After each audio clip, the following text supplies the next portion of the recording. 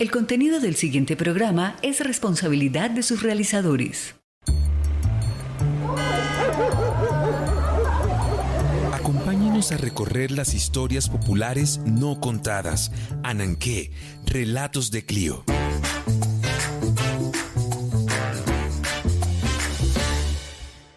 Bienvenidos.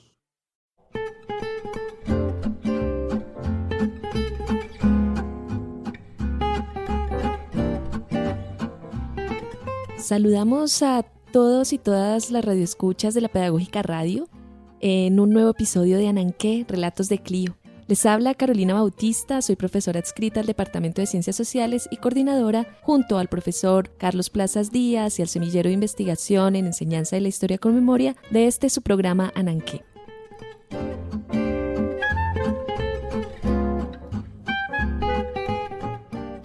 Transmitimos desde la ciudad de Bogotá, situada en el corazón de Colombia, y agradecemos a quienes nos sintonizan desde la señal virtual de la Pedagógica Radio, a quienes lo hacen a través de las emisoras comunitarias y universitarias, a las que podemos llegar pues desde la costa atlántica hasta la región cundiboyacense, y también a quienes nos escuchan en formato podcast en diversas plataformas. Este espacio educomunicativo es posible gracias a nuestro equipo de trabajo en la Pedagógica Radio. Yolanda Barrantes y Diana Torres en la producción sonora, Laura Chávez en comunicaciones, Mario Enríquez en el control máster y Alejandro Sepúlveda en la coordinación general.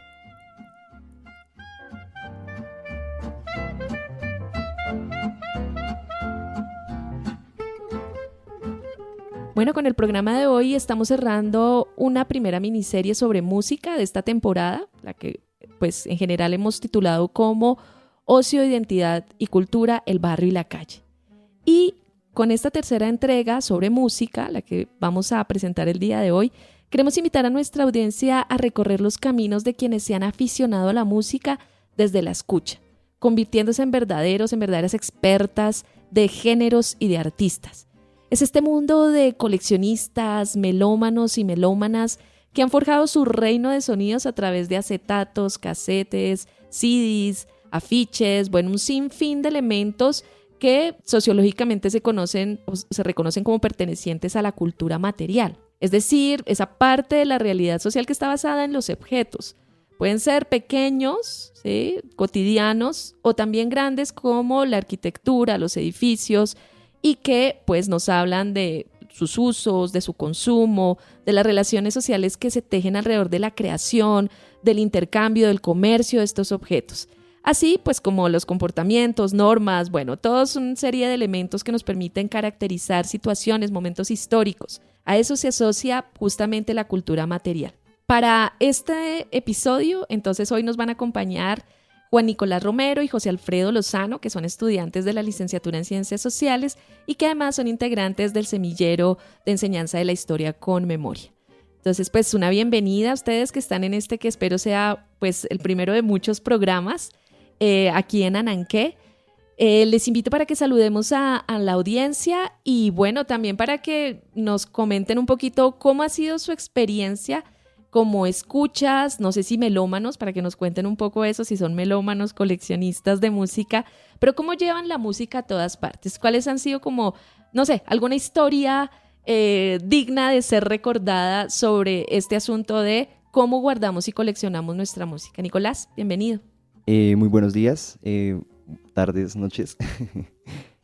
Pues digamos, un poco recordando estas andanzas y todo lo que puede estar relacionado con esta cultura material de la música, recuerdo mucho la primera vez que yo vi un CD original de una banda, una de mis bandas favoritas tal vez. Este sí era el CD de Queen, sus más grandes éxitos, con esta carátula con los integrantes, con Freddie Mercury, con Brian May, entre otros, y pues este era un disco de mi papá, lo tenía por allá guardado, y recuerdo la primera vez que lo colocamos en el carro, un poco, y cuando lo escuchamos completo en un viaje que tuvimos, y pues desde ese momento como que me interesó mucho esto de, la música no solo la escuchamos, sino también podemos tenerla en nuestras manos.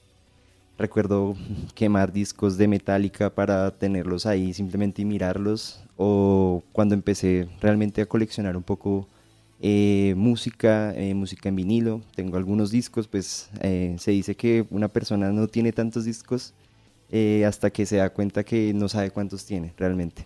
Y yo sí tengo una pequeña colección y una pequeña tornamesa con, creo que mi más preciada adquisición es el Wish You Were Here, el álbum de Pink Floyd, uno de mis álbumes favoritos en la vida, y pues digamos, ahí sigo como en este proceso de coleccionar un poco la música en varios formatos, y pues también obviamente dentro de esto de escuchar música online, por streaming, que pues ya hace parte como del día a día. Bueno, temas todos que vamos a ir trabajando y desarrollando y conociendo un poco sus historias, ¿no? Pero entonces, la experiencia de Nicolás, tú dices el primero que viste en original, o sea que todos antes eran piratas, me imagino yo, esos que se conseguían en la calle o que se quemaban, que uno compraba las torres de CDs y los quemaba en la casa.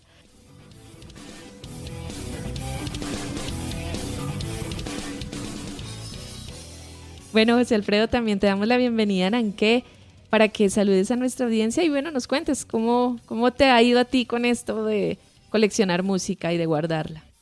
Pues para empezar, digamos que yo no tengo una historia tan reconocida en coleccionar música, pero pues siempre me ha abocado a recuerdos, a historias vividas, y creo que cada historia tiene una canción y en mi caso siempre ha sido así. Mis primeras conexiones con la música fue con mi madre, la cual siempre escuchaba música mientras hacía aseo y después me transmitió eso a mí. De allí viene un gusto muy particular hacia la música popular, hacia la música ranchera, hacia la música vallenata, en la cual pues he sido muy afortunado porque he podido ir a ver pues artistas en vivo, como lo puede ser el Cholo Valderrama y demás, que a la vez han hecho que me vuelva más amante a la música. No tanto como al punto de llegar a ser melómano, porque considero yo que todavía no tengo la suficiente conocimientos ni el suficiente amor hacia ello, pero sí podría decir que soy un apasionado a los diferentes tipos de ritmos musicales que existen por todo el mundo. Bueno, y justamente sobre este tema, bueno, como que hay muchas experiencias y además generacionalmente también vamos a tener hitos y momentos distintos. Y para traer uno de esos referentes asociados como a los coleccionistas, digamos, de pura cepa, ¿sí? Que son los coleccionistas de discos de acetatos, que es como indiscutiblemente ellos y ellas sí son coleccionistas de música. Vamos a traer un primer testimonio en esta primera entrada de Nanqué, en la que vamos a escuchar una entrevista, una entrevista que le hicimos a Saúl Álvarez, que le hicimos junto con Nicolás, y nos va a contar eso. Él tiene una larga historia de relacionamiento con la música, tanto por su forma de vida, porque ha vendido discos a lo largo de toda su vida junto con su hermano, y también porque se convirtió paulatinamente en un coleccionista de acetatos. Entonces vamos a escuchar para él qué significa esto de ser coleccionista y cómo ha ido armando su propia colección de acetatos.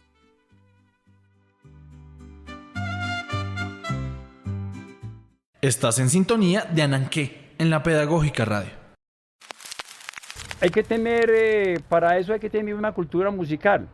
Lo que pasa es que lo que no tienen ustedes los jóvenes. A nosotros nos interesa es lo físico, tenerlo aquí, sentirlo, gozarlo, abrirlo, olerlo. Todo eso nos encanta a nosotros. En cambio no que bajarlo, que cuadrarlo, no. Entonces a nosotros nos gusta esto es lo que nos encanta a nosotros. Oler el material, sentirlo, para nosotros es una emoción abrir o coger un disco que uno haya buscado por todos lados, es hermoso y guardarlo allá como un tesoro.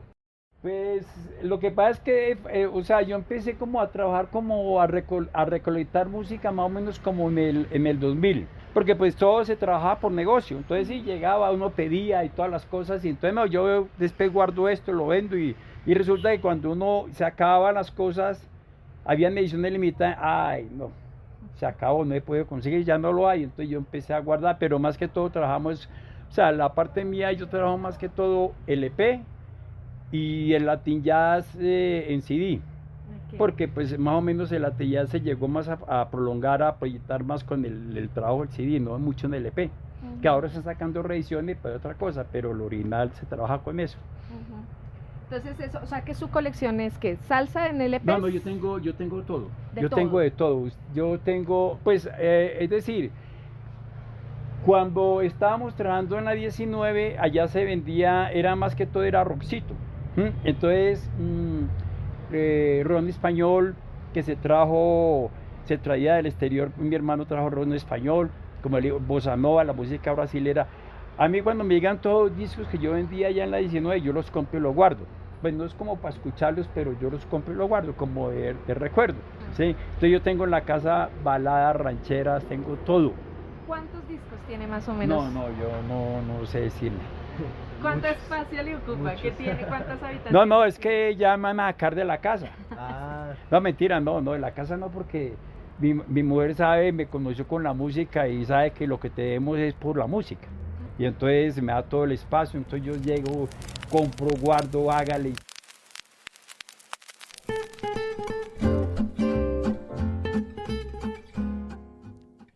Bueno, y después de escuchar lo que nos acaba de comentar Saúl Álvarez en su entrevista, hay una pregunta que vale la pena ir resolviendo desde ya, y es la diferencia entre melómanos, coleccionistas. Hace un rato decías, José Alfredo, que tú no te consideras un melómano, ¿sí? Entonces vale la pena que digas, bueno, nos comentes por qué, y ahí vamos clarificando qué es eso de ser melómano, qué es eso de ser coleccionista. Vale, entiendo que para ser melómano tienes que tener el conocimiento de algún artista, algún género, algún álbum muy específico, pues para realizar, digamos, que este disfrute de la música. Yo me consideraría más un aficionado, alguien que le encanta la música y que disfruta escucharla, más que enfocarme en conocer y desentrañar, digamos, algunos artistas que pues claramente no conozco. Bueno, pues justamente, ¿no? Claro, una característica de quien se considera melómano o melómana es que conoce a profundidad, ¿cierto? Como nos está comentando José Alfredo, algún artista, además que, o sea, le conoce los más mínimos detalles, con quién se ha casado, con quién se descasó, cuándo empezó su vida artística, si hace alguna otra cosa, qué deporte practica, o sea, hasta ese punto llega. Yo recuerdo en mi infancia en los 80 y en mi adolescencia en los 90, que parte de ese gusto por los personajes pasaba por llenar el cuarto de afiches, o sea, mostrar el gusto por esta banda o esta persona en diferentes dinámicas de la cultura material, ¿no? Afiches, estatuas, bueno, fotos, de todo podía, autógrafos, hay quienes coleccionan autógrafos y todo eso estaría dado por el mundo de los melómanos y las melómanas. Y en el caso de los coleccionistas, Nicolás, ¿tú qué crees que los diferenciarías? ¿Pueden usar como sinónimos o son dos cosas distintas? Yo personalmente consideraría que tal vez son como aspectos complementarios, ¿sí? Digamos que tal vez el coleccionismo pueda llevar o pueda facilitar un poco el desarrollar esta perspectiva melómana, pero de todas maneras pues sí hay su diferencia, porque dentro del coleccionismo sí podemos hablar como una especie de ritos, una especie como de prácticas específicas que envuelven tal vez esta acción de coleccionar cosas. Digamos, hay coleccionistas de muchísimas cosas, hay gente que colecciona, por ejemplo, botellas de Coca-Cola y demás. Y pues en el caso de la música, pues sí es como tener la música en sus manos, limpiarla, organizarla. Y pues son todos estos como ritos y también posibilidades de sociabilidad que pueden haber en torno a ello. Entonces sí, pues yo diría que más bien son como elementos complementarios, que se pueden llegar a complementar el uno al otro, pero pues que sí difieren completamente. Bueno, pueden ser separados, exacto. Puede haber melómanos que no necesariamente puedan tener la posibilidad de armar su propia colección, ¿no? Bueno, en nuestro programa siempre está presente la música. No sé si este es un programa melómano, pero sí tenemos siempre música y vamos a ir con la primera canción de este episodio. Nicolás, por favor, para que presentes esta canción que tenemos en el día de hoy. Con este pequeño fragmento de sus letras que dice así: perdóname si no te bailo suficiente, si al amarrarte a mis palabras busco razón, si te vendo o te compro o se me agotan las ideas, perdóname si me falta convicción. Con esta letra, Las Áñez, un par de gemelas de aquí de Bogotá, que son cantantes de música latina, que unen el folclore con la música contemporánea, presentan este sencillo del 2020 llamado A la Música, un homenaje que, como veremos, se da hacia la música. Y a continuación, estimados y estimadas oyentes que siguen esta transmisión desde los estudios de la Pedagógica Radio, les invitamos a escuchar nuestro primer segmento, Historia Central. Perdóname si no te escucho suficiente. Si alguna vez pensé que eras un hombre o una mujer. Perdona si creí que tenías por el raza bandera. Perdona si abusé de mi querer. Perdona si no leo bien entre tus líneas. Si te maquillo, si te percibo. Historia Central.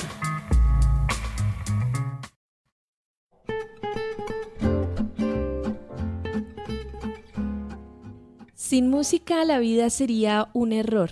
Esta frase parece hecha por un melómano, pero la dijo el filósofo Nietzsche a principios del siglo XX.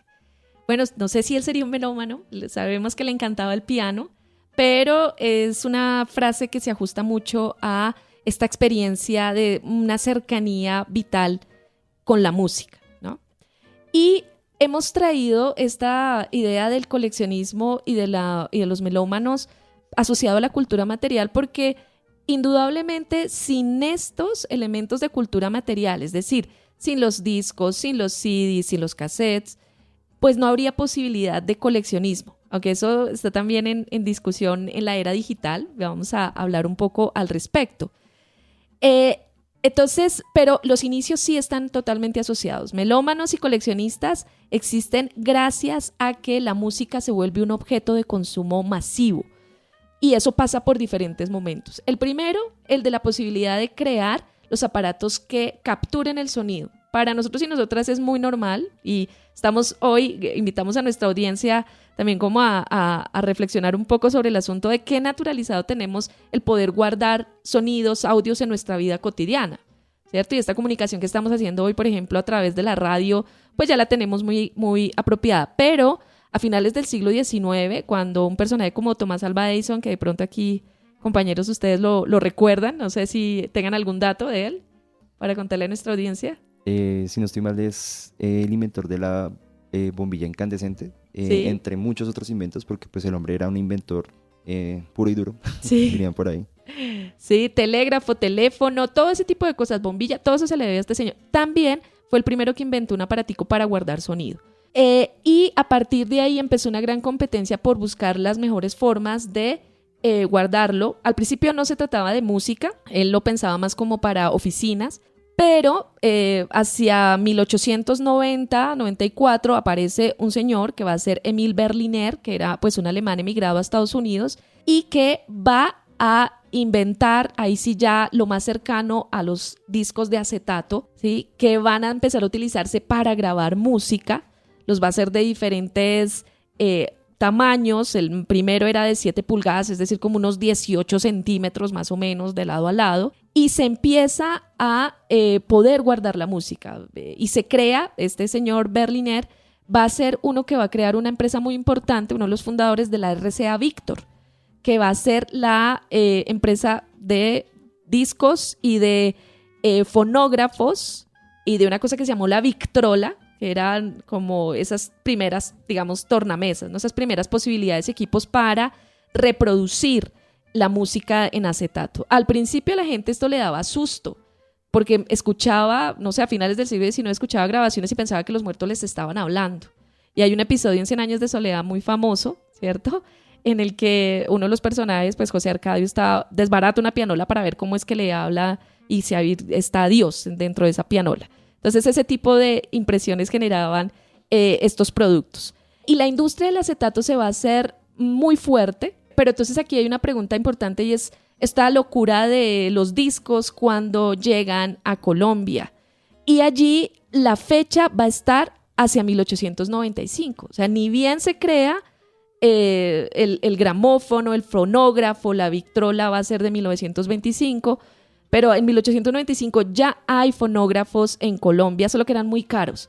Entonces cuando la Victrola apareció, que es una cajita, y tal vez no sé si han visto el logo, que es un perrito al lado de como un cono, escuchando, pues fue un logo famoso en la primera mitad del siglo XX.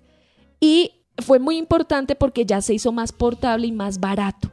y eso fue fundamental para que se popularizara el uso de los discos, los acetatos, y la tecnología fue transformándose. En el 48 ya se creó lo que se conoce como el LP, porque antes en los discos cabía solo una canción, ¿sí? y cortes muy, muy, muy pequeños, 3-4 minutos.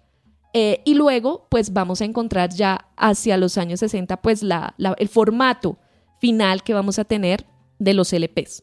En Colombia, la difusión de este tipo de formato y de música vino de la mano con una de las disqueras más importantes de Colombia y de América Latina, que es Discos Fuentes, que fue fundada en el 33. O sea, Colombia tiene una relación muy temprana con todo este mundo musical.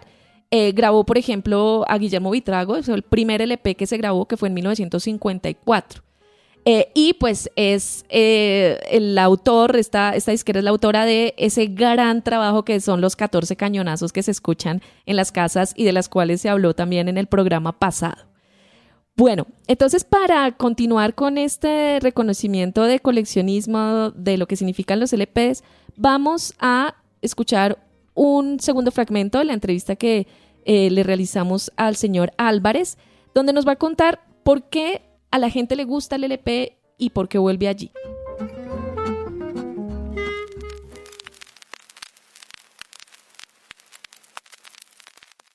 ¿Qué es lo que tiene? Bueno, nosotros consideramos que el LP tiene para nosotros mejor sonido, y además que usted coge un LP y tiene más información que un CD.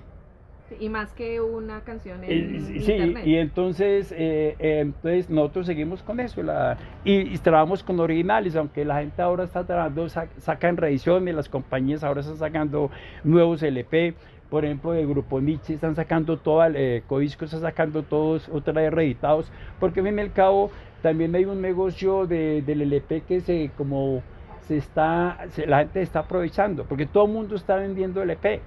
Nosotros éramos los únicos almacenes que vendíamos, pero ahora toda la gente está vendiendo LP porque, listo, si está, entonces bien lo consigue, se quiere ganar 100 o 200 mil por la gente de un LP. A la reventa. Y entonces, ¿qué están haciendo las casas disqueras? Cada disquera están sacando las reediciones para hacerle más asequible a la gente. Porque si usted puede comprar un LP en 300 mil, 400 mil pesos, como hace, por ejemplo, un caso, el Fruco, primero, Tesura, que seguramente sacaron como 400 en el 72, entonces ya un trabajo no es muy bueno, pues un trabajo difícil conseguirlo. Y entonces entonces ya Fuente lo sacó ahora en reedición más barato. Entonces usted lo consigue nuevo, vale 120 mil, 130 mil pesos.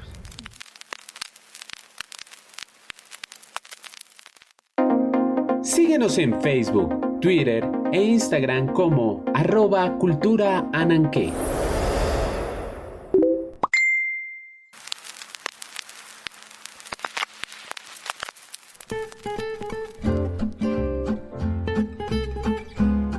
Volvemos a Ananqué después de esta pausa institucional y continuamos hablando un poco sobre los diferentes formatos que ha venido tomando pues la música, formatos materiales. Y digamos que la constante que podemos notar también es como esa necesidad de tener esta portabilidad de la música y también de facilitar esa misma portabilidad. Con el paso de estos discos un poco más frágiles, un poco más difíciles de cargar incluso, porque pues no es para nadie un secreto que los LP, los vinilos son mucho más grandes y también los diferentes espacios en donde se puede como reproducir, pues tampoco es que sean muy fáciles de llevar a todas partes. Se rayan con mucha facilidad, ¿no? Se rompen. Exactamente, y pues en este caso podemos seguir un poco hablando de estos diferentes formatos y cómo empiezan a volverse mucho más pequeños.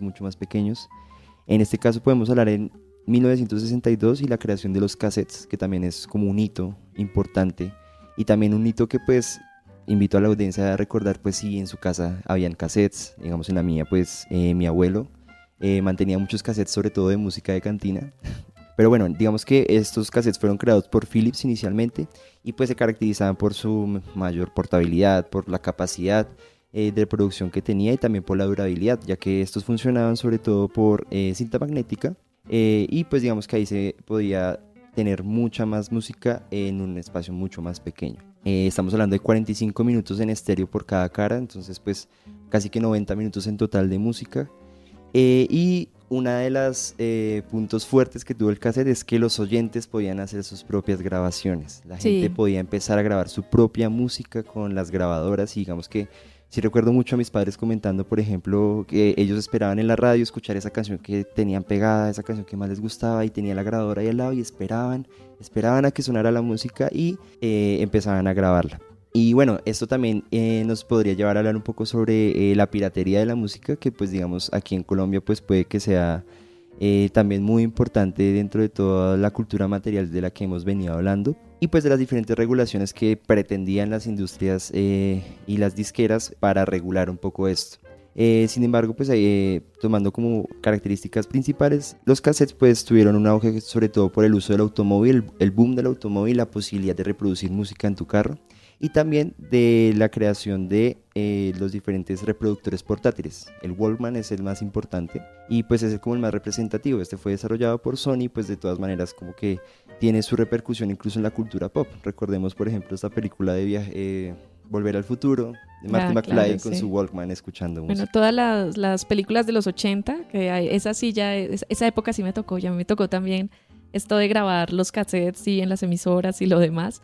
Están pues muy imbuidas toda la cultura pop que permite, es un momento en el que el consumo de música se hace masivo, ahí sí.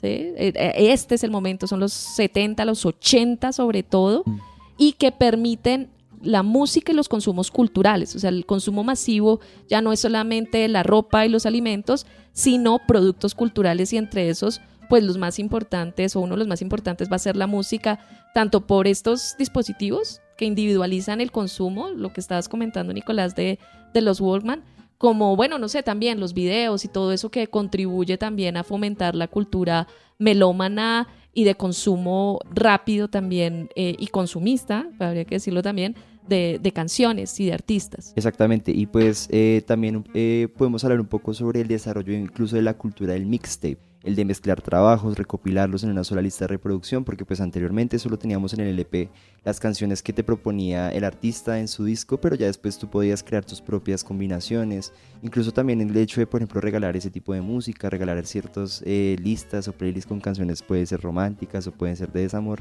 y que influye un poco también en la manera en que hoy en día incluso consumimos música con esta idea de las playlists. Pero bueno, continuando un poco con este desarrollo y con estos saltos que pudo haber tenido esta cultura material, podemos también hablar de uno de los formatos más importantes y tal vez más representativos, que es el CD o el disco compacto. También se le llama disco óptico digital. Este es de 12 centímetros, o sea, el formato sigue volviéndose mucho más pequeño, achicándose exactamente. Y pues en este caso el CD, pues hay debate un poco de su creación, pero pues en términos generales se habla de que en 1982 fue desarrollado por Sony y por Philips de nuevo. En este caso, pues lo importante del CD es sobre todo la posibilidad de la digitalización de la música, porque al paso en que también se iba desarrollando el CD como formato musical, también está desarrollándose sobre todo la evolución de los ordenadores, la llegada por ejemplo del internet, y esta manera como de almacenar música como que también se volvió muy central, ya que permitía por lo menos el transporte de música mucho más fácil, y también la posibilidad de, ahí sí, el desarrollo de la piratería un poco más fuerte, que empezaría sobre todo con esta digitalización y con la creación de formatos como es el MP3, que ya es como la base principal para hablar de música digital, que ya pues casi que evolucionaría en las formas en que hoy en día se escucha música.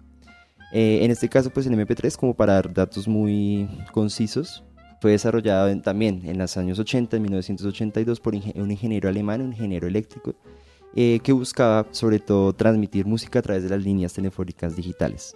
Ya después del 92, el MP3 se popularizaría con Napster. Allá podríamos hablar un poco sobre los formatos digitales y sobre la transmisión de música a través de la red.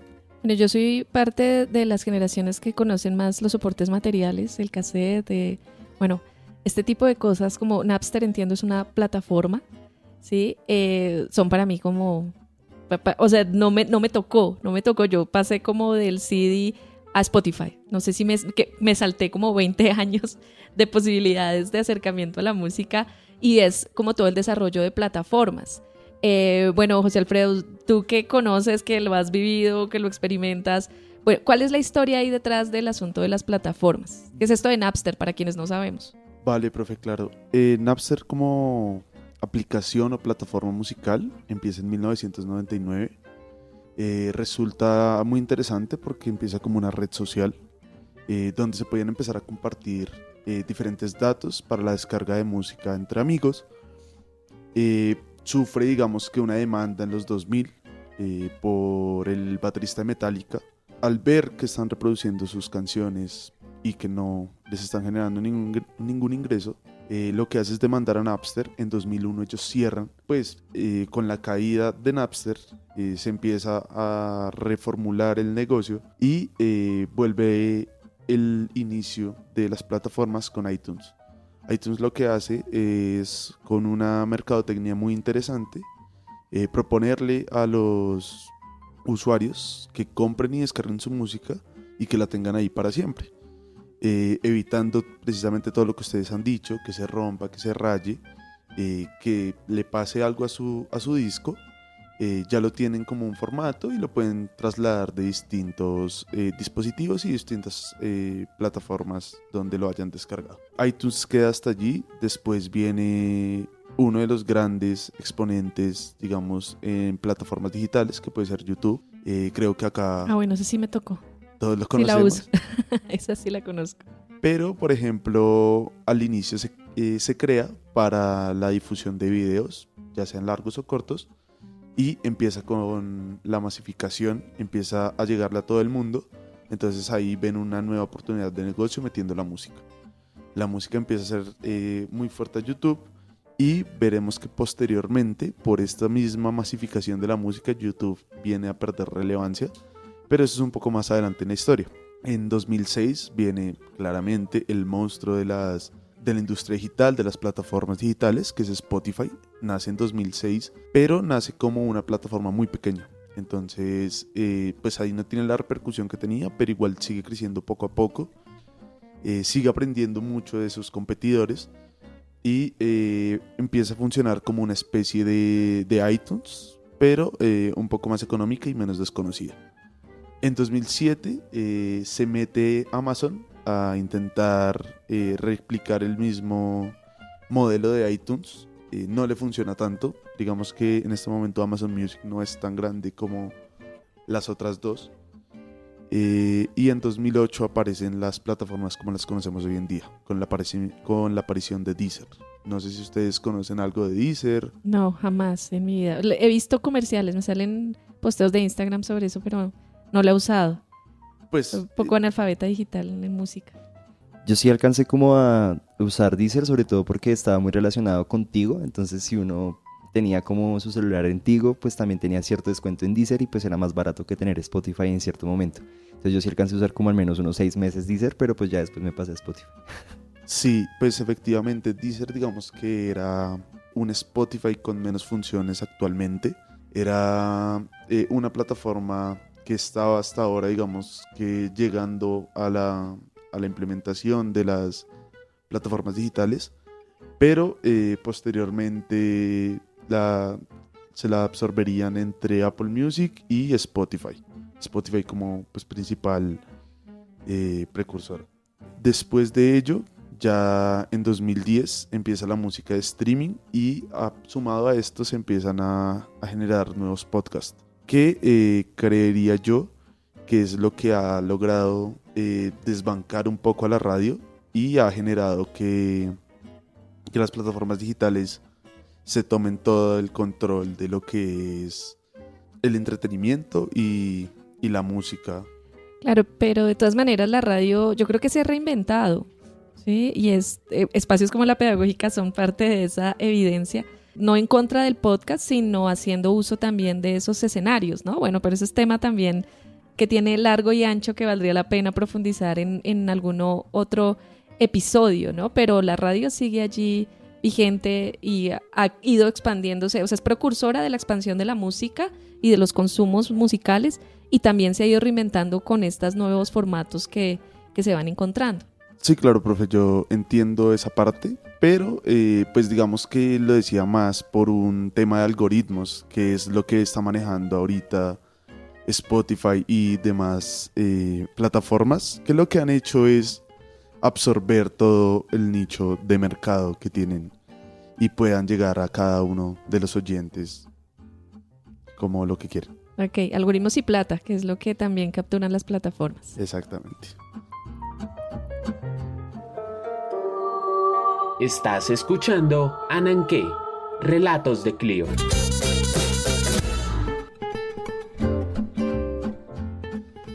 Bueno, para continuar, los queremos llevar a nuestra siguiente sección, la cual se llama Voces Ananqué.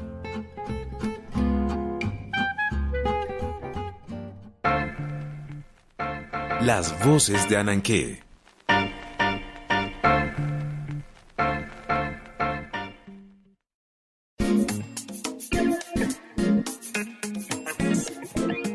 Estamos de regreso en nuestro programa con la sección Voces Ananqué, donde nos gusta hacer formas diferentes de aproximarnos a nuestros temas.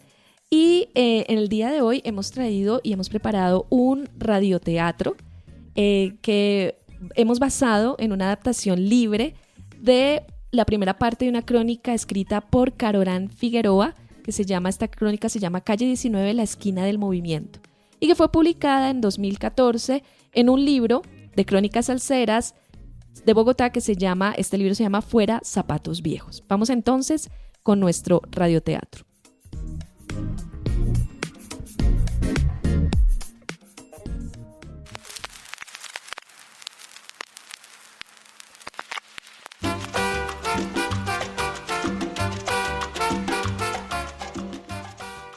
Lugar, Bogotá, sur de la ciudad, barrio El Restrepo. Fecha 1964. Un barrio obrero como tantos otros que fueron apareciendo desde los años 30, pero este se fue con nombre de presidente conservador, Carlos Eugenio Restrepo. Allí Alfonso Martínez, o Alfonsito como le dice su abuela, un niño de 9 años que recién ha llegado a vivir con ella a la capital, juega con el dial de su radio buscando un tango o un chucuchucu que lo transporte de vuelta a su natal Medellín.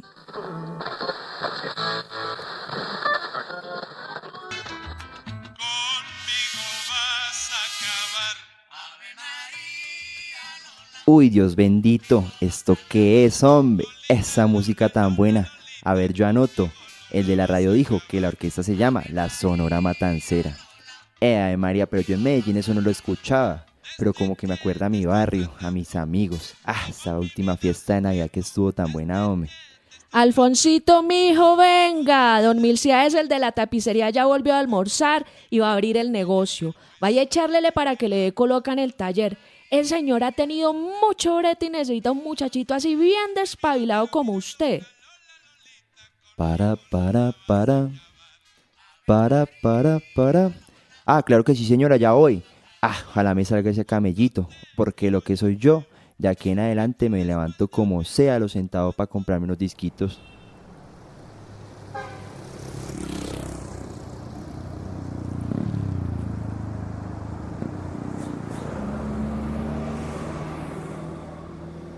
Entre tanto y bastante lejos de allí, en el centro de la ciudad, un adolescente de 14 años llamado Pedro Vargas, recién llegado de Moniquirá, buscando una vida más emocionante que la ofrecida por su pueblo, se pasea entre las mesas de los bares La Guerra, Quitapena y Mirabar, vendiendo cumis y pastelitos entre los meseros, las coperas, los clientes y los vendedores de acetatos.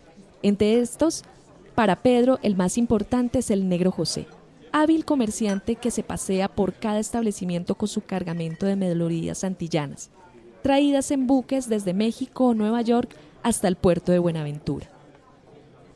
La José, ese berraco disco de Cheo Feliciano y Joe Cuba, el ratón, no se me sale la cabeza. Hasta he pensado en comprarme uno de esos acetatos que usted vende y una vitrola como la que tenían en la vereda de mi pueblo para las fiestas del Niño Jesús. Eche pelado, tú no estás en nada. Eso de la vitrola ya está mandado a recoger. Ese armatrote es muy grande. Lo vinning es el tocadico. Este es el Cosmo 761, que me acabo de conseguir contrabandeando con los españoles. Ush, pero ¿cómo? ¿Desde tan lejos su merced? ¿Y en dónde lo lleva? Pedrito, pillate. Esta es la belleza del voltaje 110, 220. Nada de cable, porque todo es de pila. Reproduce los discos en velocidades 16, 33, 45. Y como si fuera poco, viene con su propio touch, que parece portafolio de cachaco estirado. Está tremendo. Pero mire, yo ando más pelado que el culito del niño Jesús. Ese tocadico no lo vendo. Lo estoy usando para que los clientes prueben su mercancía. Pero ¿sabes qué, pelado? Más bien, vente a camellar conmigo. Pues sí me tienta la idea, pero la verdad no conozco a mucha gente que tenga donde oír discos en su casa. Te juro por esta cruz que más tarde que temprano habrá un tocadico en cada una de las calles de Bogotá.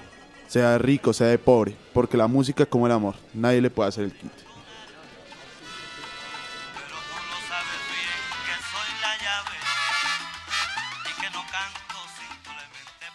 Ese año, 1964, podría haber sido arrancado del calendario de la historia como cualquier otro, excepto porque fue el mismo en el que Johnny Pacheco y Jerry Masucci fundaron el sello Fania en Nueva York. Martínez y Vargas, los protagonistas de nuestra historia, entraron sin darse cuenta en el camino que marcaría el resto de sus vidas y que los llevaría a cruzarse en múltiples ocasiones, sobre todo allá en la Plaza de San Victorino, rebrujeando entre cajones las más preciadas piezas musicales, y después en la calle 19, cuando ya cada quien montó su propia caseta de música.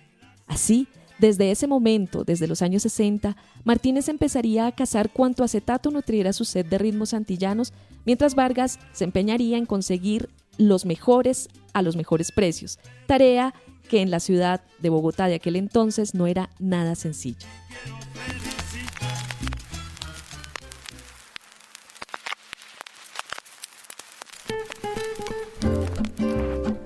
Bueno, ya para finalizar, tendríamos una entrevista con una persona joven que es amante de la música electrónica y quisiéramos preguntarles a ustedes si se podría catalogar como melómano o no.